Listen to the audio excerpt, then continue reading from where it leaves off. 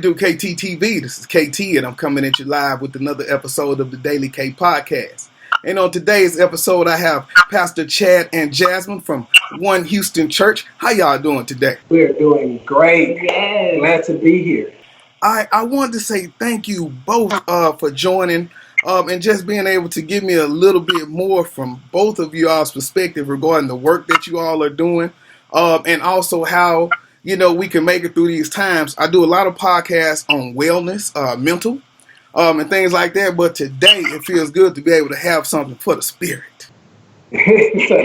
Sounds good. So I guess before we do it, jump into the interview, how have you all been doing since everything's been going on? I'll let my wife answer. I know this pandemic has been crazy for us. We've been working from home. We've been having the kids here with us. And so it has been a real challenge. I think that we're probably all facing these same challenges. And so it's been a real challenge, but it's actually been good, though. More family time. I think we're able to enjoy each other's company and just kind of playing with the kids more than we normally do. And so it's actually been a good thing, too. I believe it helps build relationships with your family better. Some of this time that you will be running around at work or running after something that's not your family, I just feel like this time it helps relationships if you use the time wisely. Right. That's the biggest thing. Use the time wisely. Yes, I agree because it's a lot of hustle and bustle in that everyday life. And so, you know, I'm just thankful for a time to get to sit down and kind of get myself together. I hate that it's under these circumstances, but like you saying, in understanding and accepting, you just using that time wisely and saying, well, how can I just make it a little better in my bubble? All right, so I appreciate that. Now, as we get into the church, One Houston Church. So at my school, I have a pastor, Pastor Davis, and he's young. And so my question always to him is, man, what made you want to go into ministry at such a young age? Because growing up, I'm a old school Baptist, so you know my pastor was old, man. You know how that went. So can you give me a little bit of background about you all, and how did you all even come with the One Houston Church, with the idea? Well, I'll start off by just saying that I know for me, I've always wanted to be in ministry, especially starting out in college. I think that's where I really developed a real relationship with God. And so after that point, I really had a desire to do ministry just for, life. And so I know same thing for Chad. You know, I know he grew up thinking, that ministry would definitely be a part of his life. We didn't necessarily know when it would come to play. But wanting to jump into ministry early was kind of for the same reasons that you were just saying, how I think growing up, we probably all used to having that old school minister. I did too. And I didn't relate to them. And so that was one of the things that Chad and I talked about, just in the sense that we wanted to be able to relate to the younger generation, the middle-aged generation. And we kind of talked about this too, that we've both sat under leadership of old school leadership. And so I think that we also relate to the older generation as well. So that was one of the reasons, though, is that we wanted to be able to relate to that generation because we didn't get that growing up. And so, but people saw it in me before I saw it in myself. I actually was hesitant on even starting One Houston. And to be truthful, I was like, God have to really push me, and that's what he did. He really pushed me to get to the point of, this is what I want you to do. And I think it's just being obedient. At the end of the day, if you know for sure that he's called you to do it, and you keep getting pushed, and you just feel this nudge, you just got to say, okay, I got you. I'm going to follow what you say. I don't care. Me, I was hesitant. Where am I going to get the resources from? Where am I going to get this? Where am I going to get the members from? But walked in it. God has provided with every move that we made. He's just been there, just been giving us time, giving us resources, giving us people that want to sow into Houston. And the One Houston, it's just basically, hey, the way I look at it, I'm born and raised in Houston. And so I looked at it, and I just wanted to do one. At the same time, I went to a few churches. I looked at one and I read the Bible. What does one mean? And just togetherness, unity. And what a better way to this is our church. This is One Houston. We're together. No matter what we look like, no matter what we our sins, because everybody has them. No matter our sins, everybody's welcome to One Houston. Hey, at the end of the day, one of my favorite scriptures is all have sinned and come short of the glory. So you're welcome to One Houston. The doors of the church are open. I understand. I like that. I like that, man.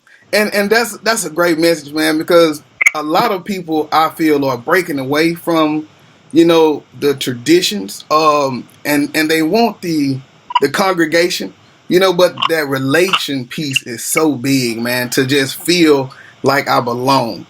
I've joined other like organizations, and it's like the organization is wonderful for the meaning, but as wonderful as the things that they're doing, do I relate to anybody in this room? And a lot of times it's no. So then even the good stuff is not even counted anymore. So to emphasize on that, man, I appreciate that, for the future. And so with that, and speaking of the future, I love highlighting teachers and administrators because, like, during the school day, you're a superhero, and then on the weekends you get to be a superhero. So talk about more of your role in the school, and how do they kind of mesh, or how do you work both when you're talking to your kids? Oh man, it first starts off with building rapport. And one of the biggest things that I do is introduce myself and start building relationships with students. Soon as I step on the campus, I actually moved to a new campus this year, and I started the same way I started at my old campus. Hey, I'm Mr. Davis. How you doing? What's your name? And the thing about it that amazes the students most of the time, when they come across me, I remember their name. I got a school with over 2,000 kids, and I call them by name. That means that they appreciate that because I've taken time out to say, "Oh man, this dude really he knows who I am," and that is the same way it applies in church as well. When you can build that relationship with your members and they understand that you have taken time out, they know I know where they're at, I know their struggles. I mean, it's the same thing. I build connections with individuals, and when you can connect with them on a deeper level, they start to mesh with you better, and they're able to share more things with you, and then you can go to into a deeper relationship with them, so you can lead them to a better destiny, a better place. I mean, better choices. I'll never forget at the last school I was at, it's predominantly African American and Hispanic. Most of them have not been exposed to things. And when I say things, I mean most of them have not been out of Texas, Louisiana. That's the number one answer I get. Where you been? Texas, Louisiana. And when you start just penetrating their mind with ideas and places that they need to see, things that they never heard of before. You're connecting to them on a deeper level. You're trying to really get into their soul, past their just mind. You want them to change your life based off of a conversation that they had with you. And so that's what I try to do every day. Just try to change somebody's life for the better so that they can start reaching for things they thought were unimaginable.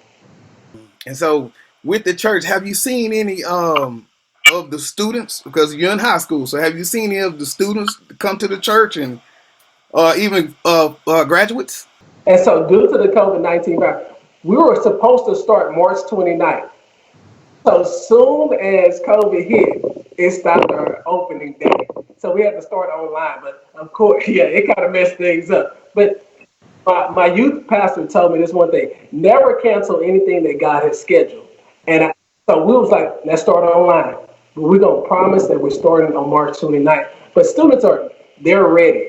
They are emailing, they are calling, they are ready for when Houston opened up. And I'm excited. I just went to a parade the other day, and some parents stopped me. She was like, "When is One Houston coming? I'm going to be there." And so they're excited. I'm excited, but I want to be mindful of people's health, their safety, and so I just want to do everything that the experts say about social distancing, about crowds gathering. So we just gonna wait for the right time. But trust me, we are growing. This online ministry that we have going, OneHoustonChurch.com is going.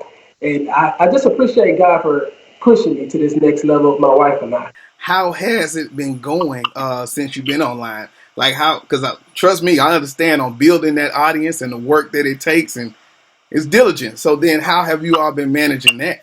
One of the things that we've been doing is just making sure that our content is good. Because I think if your content is good, once you get someone to actually listen to it, they'll come back. And so we've just been making sure that content is good, is solid, that is, we're talking and preaching the uncompromised word. And after that, we're, of course, asking people to share the videos. We are posting it on all of our social media, Facebook, Twitter, Instagram, everything. We have also been just making sure that we get people, to share our videos, like consciously, like, hey, make sure you share our videos. And so, been trying to work with PR, just trying to get our name out there, doing things like this show with you, trying to get out there. Yes, I understand totally. Like I say, it is an uphill climb, but the biggest thing is you still being obedient. And so when you following what you're supposed to be doing, everything else should line right up for you. Just putting in that work. So I look forward to seeing how big it gets as we start here. So good luck on that. So then, community outreach. So as we get the church going, community based, what have you all been doing or kind of working up as we get ready to start getting back to real life? I guess we can call it that. Well, some of the things that we've done already is that went and fed the homeless people here in Houston. We on New Year's we made baskets for the homeless and went in down to what was it, downtown? Downtown by the Greyhound station. And we walked, the streets down there and handed out baskets and water and just gift cards and all stuff we could come up with.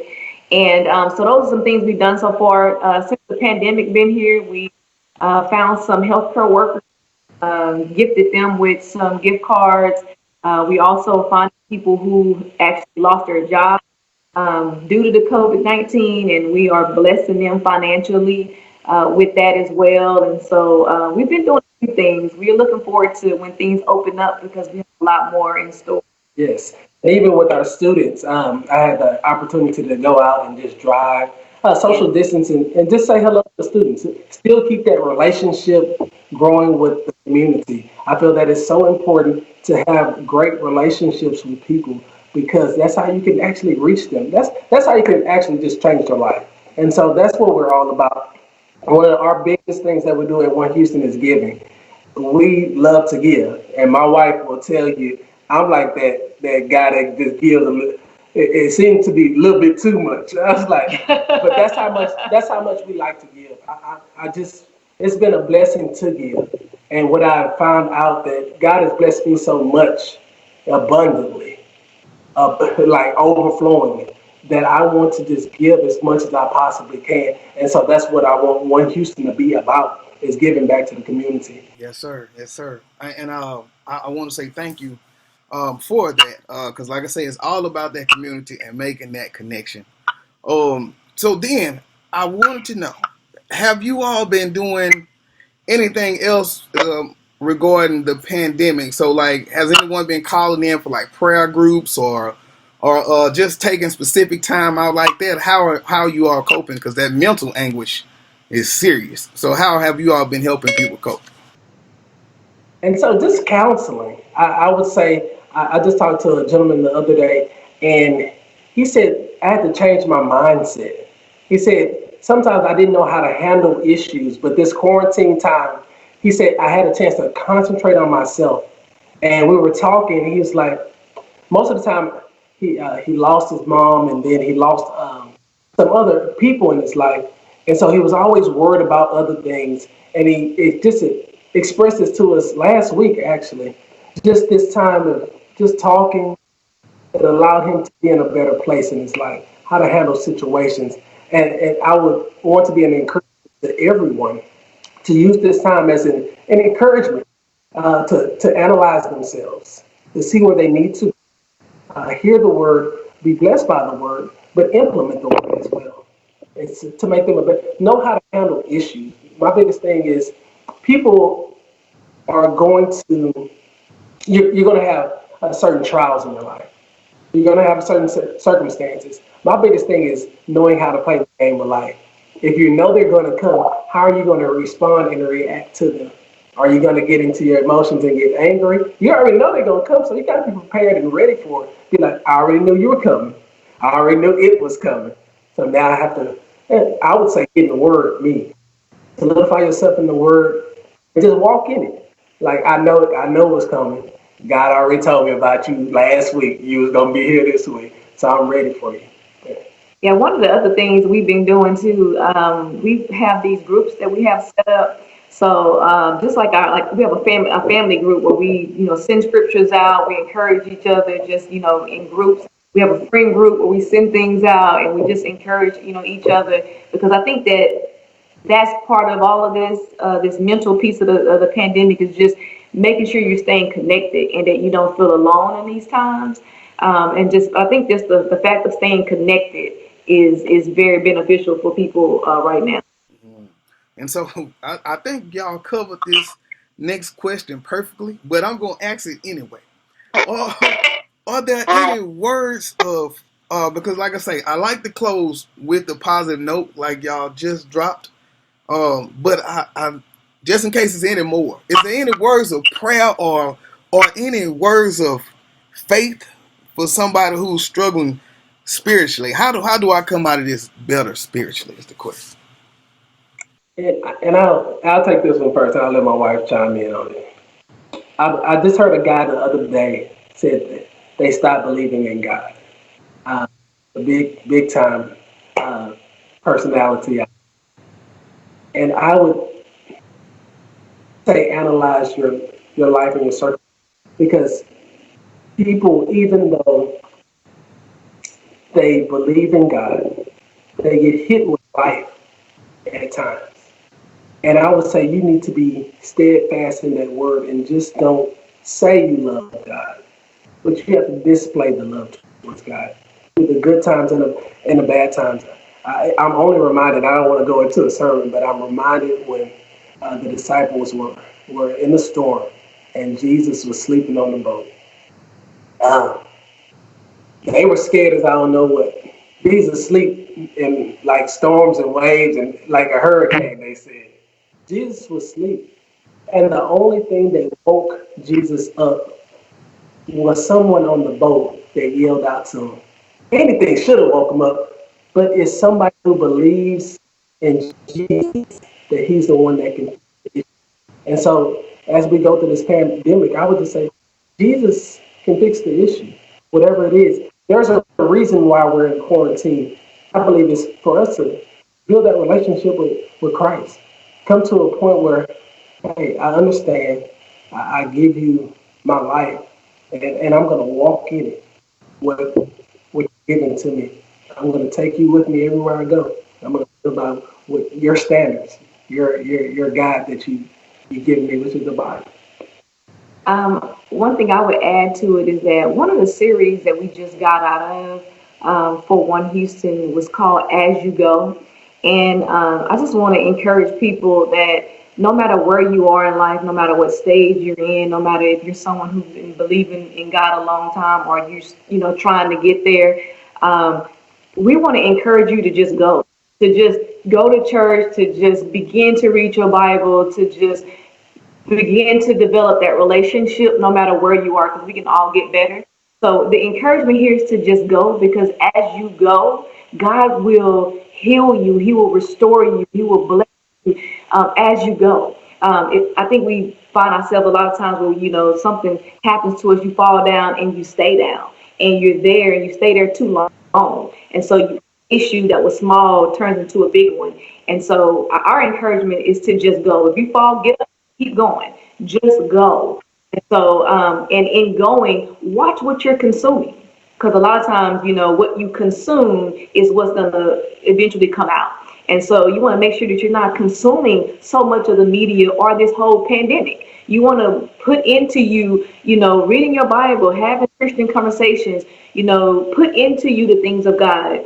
That way you'll see that come out in your everyday life. And so those are the things that we're doing right now, and that we're talking about each Sunday. So tune into our YouTube channels because we're talking about that right now. As you go, as you're on this journey, watching what you consume because what you consume will eventually come. Thank you for that one. That was it. I almost grabbed my phone while you was talking and got logged in. Look. So now, if you can you give me the contact information on how do I find you all? If I'm going through something, can I reach out to you then? How do I join? Give me everything, Pastor. Definitely. If you go to our website, onehoustonchurch.com, at the bottom there's a spot for all your information you can put in and you can contact us. If you go to Facebook at One Houston Church, Instagram at One Houston Church, we're there. We're always available to whoever comes. We're even on Twitter at One HTX Church. So just hashtag again One HTX Church, One Houston Texas Church. And so we're just excited about the opportunity that God has given us to reach out to people and for people to reach out to us. We stay in the Word, so we always have a Word. There you go. And again, this is probably one of the churches where you'll be most loved and where they give back the most. I truly enjoy the people that are around me. The team that I have around me is a special team. They love hard, they give hard. And I like those two components right there. If you love hard and give hard, it means you're out for people, their lives to be changed. And you're willing to give them something so that they can benefit from that life being changed. And so my team, shout out to my team. Shout out. They work hard where I will just be able to just enjoy just giving the word out to people. I love my team. Man, then I read something today that said a team is not people that work good together. They're people that trust each other. Yes. And so, Yes. yeah, that was it. Got me. So, man, thank you for that. And what time is the service on Sunday? What time will you run to YouTube? Every Sunday at 10 a.m. 10 a.m. Okay, well, I will be there. Yes. All right. Well, I want to thank y'all for stopping by and sharing some time today, sharing the word about One Houston Church. I look forward to everything that's about to happen and anything that I can do. I am here. Thank you so much. Thank you. Thank you. All right. Well, that'll do it for us, y'all. All right. This is KT for KTTeeV signing out. 100.